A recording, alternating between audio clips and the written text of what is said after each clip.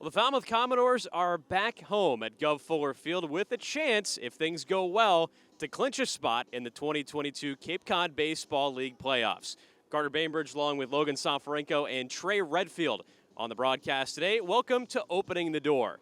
And Logan, the Dores didn't get exactly the result they wanted yesterday in Chatham, but Falmouth still got a very valuable point. And that valuable point not only harms Chatham as they now trail the Harwich Mariners by 2 full points, but the Falmouth Commodores get their playoff magic number down just a little bit more. It's not based off of games because we're going off of points, so that's the math that we're doing when it comes to points. So the Falmouth Commodores today, if they win, they're in. But if they lose today and Wareham loses, we could also clinch as well. But another weird scenario is if the Falmouth Commodores tie and the Wareham Gatemen tie, the Dores are still in. So 4th place has never felt sweeter because that means a playoff ticket.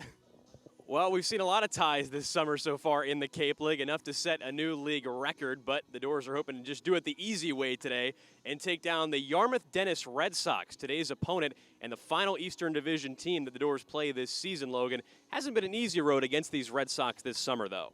No, it hasn't. The Falmouth Commodores are searching for their first win against the Y-D Red Sox, and this could be the perfect day to do it. The Y-D Red Sox entered today with a 4-game losing streak. And you know what's even crazier about that 4-game losing streak? The Y-D Red Sox are still sitting comfortably in first place in the Eastern Division with a 6-point lead. In the earlier stages of this work week at the Tuesday mark, they had the opportunity to clinch the Eastern Division, and they have just not done so simply because they've lost 4 straight. But yes, the Falmouth Commodores in the doubleheader earlier in the season were shut out by some fantastic pitching. Connor Markle and Jared Lyons, both in Game 1 and Game 2, went 6 innings each. And then the Falmouth Commodores didn't get the win against the Y-D Red Sox here at Gov Fuller Field. It was Josh Roberge's first start with the Falmouth Commodores. So here we are, game number 4, the Falmouth Commodores, game number 41. They can clinch today if they defeat the depleted Y-D Red Sox. I say that because a lot of them got drafted in the July draft. The most notable one is Chase Mydroth, who goes from Red Sox to Red Sox, goes from the Y-D Red Sox to the Boston Red Sox.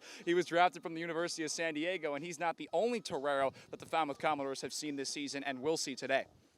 Well, this Y-D team has a lot of California guys, but today the Dores, trying to get their first win against these Red Sox, send a Cali guy of their own to the mound, and that's Jerron Watts-Brown. Yeah, I talked about it in the last time we played the Y-D Red Sox. Scott Pickler loves his West Coast guys, but Falmouth Commodores, they got a couple of West Coast guys themselves. Jerron Watts-Brown, he's been the Saturday starter basically since probably about the 20% point of the season. Very good stuff, electric slider, had a season-high 9 strikeouts at Dore Park. We were talking about it. Should Jerron Watts-Brown start tomorrow at Dore Park and go all 3 games at Dore Park against the Bourne Braves? The answer is no. Saturday, that's been his role. They can clinch a playoff spot today, but he's got the slider. He's incorporating that curveball a little bit more, but he'll get out of some jams that he creates, but he is electric with 2 strikes. He loves painting, and he loves getting guys swinging on his breaking ball, but also his fastball. We've seen it touches 94.